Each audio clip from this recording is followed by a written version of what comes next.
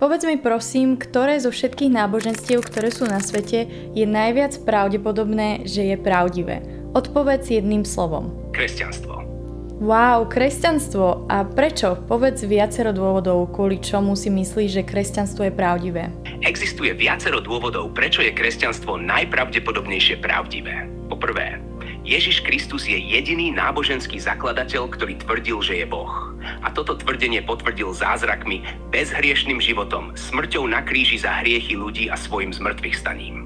Zmŕtvychstanie nie je len otázkou viery, ale je aj historicky podložené svedectvami očitých svedkov a rýchlym šírením kresťanstva napriek prenasledovaniu. Po druhé, biblické proroctvá sú jedinečné v tom, že sa presne naplnili v Ježišovi Kristovi.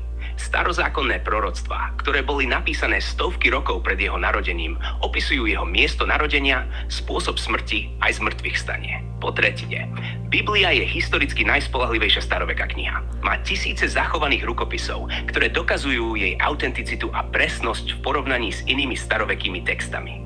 Po štvrté, kresťanstvo nie je len filozofia alebo morálny systém, ale osobný vzťah s Bohom. Milióny ľudí svedčia o tom, ako im Boh zmenil životy, uzdravil ich, oslobodil z otroctva hriechu a dal im skutočný pokoj a radosť. A napokon kresťanstvo dáva zmysel svetu.